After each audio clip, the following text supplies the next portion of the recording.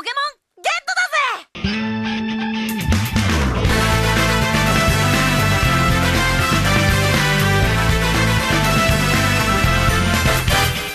Hey guys, on April 22nd, Pokemon for the Nintendo DS is finally coming out. You got it in two flavors, Pokemon Diamond and Pokemon Pearl. It's the first time the series has really hit the Nintendo DS. It's been on the Game Boy Advance and the Game Boy Color in the past. It's the game that everybody wants. One of the coolest features of the game is the ability to play it online in battle and trade. And I'm up here in San Francisco. Bozon's down there in LA, and we thought we'd do a one-on-one matchup. You there, Bozon? Heck yeah, man. I'm ready to roll with this thing. Let's do a one-on-one battle. You ready to go? Sounds good. Let's do it. Let's go. All right, the coolest part about this game is the ability to, play on the internet. But to really take advantage of that ability, you have to play the single player. And what have you noticed in your hours and hours of playing this game? Have you noticed compared to the Game Boy Advance version? Well, compared to the Game Boy Advance version, man, it's pretty much the same. The graphics have a little bit of a bump. There's some like 3D perspective stuff happening, but pretty much you got the same look and pretty much the same feel as well. Actually, the only big thing is touch, which yeah, I know you've been using a ton of it, right? I'm kind of a button guy myself. I agree. They kept the look as modest as possible. It's kind of a shame because the reason why the Game Boy Color looked the way it is because it was all about limitations. The movement from the Game Boy Color to the Game Boy Advance to the Nintendo DS, it's kind of been, they kind of kept it modest, and there's really not a whole lot of 3D elements going on.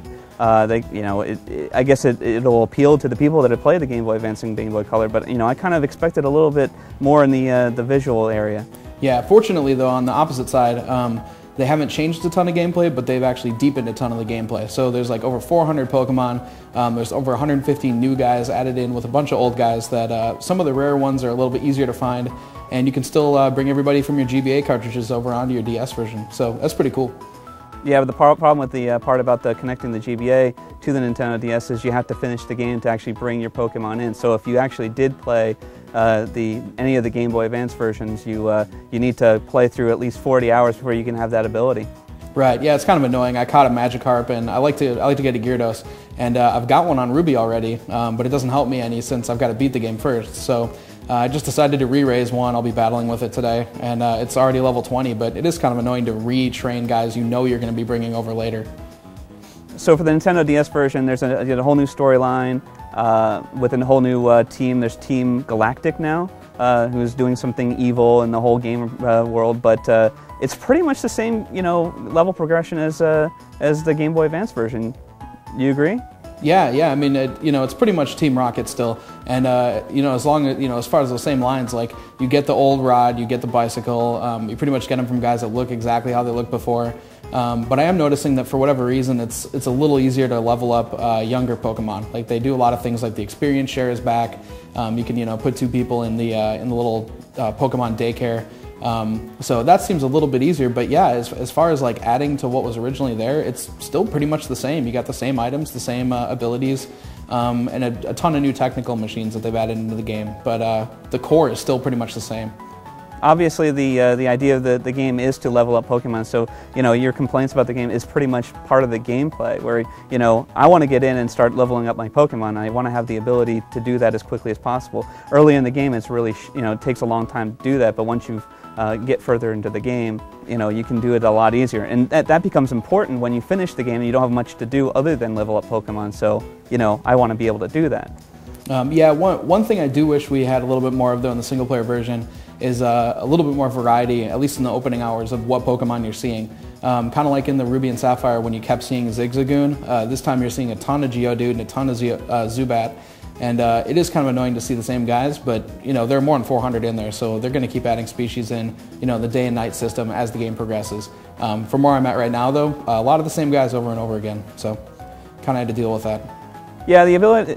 There are a lot of DS. You can't ignore the fact that there is that system clock feature where when you're playing at night, it will be night in the game. Same thing during the day. There's also the touchscreen functionality where you're controlling your Pokemon, touching when you're in battle, you're actually touching the attacks that you want to do, and that's that streamlines everything. That makes everything a lot quicker to perform. You don't have to cycle through the whole menu system with the D-pad and button anymore. It's actually, you see it on the screen, you tap it, and you're doing it. Right, and on top of that, you've got all the multiplayer, which obviously we're playing right now. There's a ton of wireless stuff to it. You can link up with any friend. You've got worldwide stuff, though, has to wait for Pokemon Battle Revolution. That lets you go with non-friend players. But aside from that, local wireless multiplayer is great. There's some eight-person modes and a ton of mini games and stuff. But the online battle is great. I mean, we're having a conversation while battling on the internet with Pokemon, which this is the first time we've been able to do it, and it's fun. It's really cool. That is definitely the selling point of the game, is the ability to hook up with a friend and play this online. Now, unfortunately, you need to have friend codes to do it, and you can't. It's one of the first Nintendo games where you have to have a friend code. You cannot play this randomly with people across the world.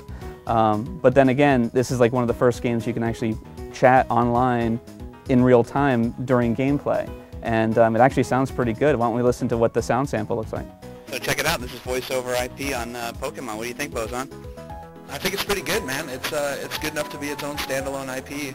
I mean, even if you don't want to play Pokemon, it's good enough as a long-range telephone. Yeah, it's not the first time the DS has had this voice over IP. We had it in Metroid Prime Hunters, but this is the first time you can actually chat right outside of just nothing. You can just go into a chat room. Right. Yeah, you can actually bring up your friends list. You can chat with anybody you want, and then it actually carries over into the game. So that's pretty sweet. So yeah, it sounds pretty cool. Yeah, I think it sounds great. I mean, I would actually use this thing just as voice over IP. I think it sounds great. So what do you think the big deal about Pokemon is? Why do you think people are like clamoring for the RPG experience? I think it's the amount of depth that they've got in the amount of Pokemon you can get, but also something that's really just being opened up right now is the fact that you can go on, you can trade with people. And Pokemon was always kind of like this community thing where you'd get guys and then you'd trade them away for other guys. And you can always see who originally started training the characters. And online, that's just amplified because you can go on, you can find friends, on our message boards or wherever you've got friends, and send guys and trade them that way. So, I mean, half of it's battle, and the other half is kind of this community element that the DS versions have definitely made a bigger part of the game. So that's really cool, and that's personally the reason I'm so addicted to it.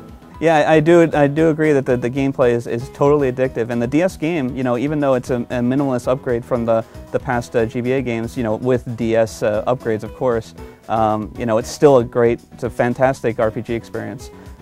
It's also the definitive version. I mean, if you have the GBA version and you want to use those Pokemon when you can connect it to the Wii, you're only going to be able to do it on the DS because of the wireless feature. So, it's kind of Nintendo screw you to the, it's like you're going to have to buy it regardless. Yeah, absolutely. I think it'll do great, and I love the connectivity that they've got from DS to Wii. So, yeah, I can't wait to get my hands on Pokemon Battle Revolution, but, until then, this online battle stuff is great.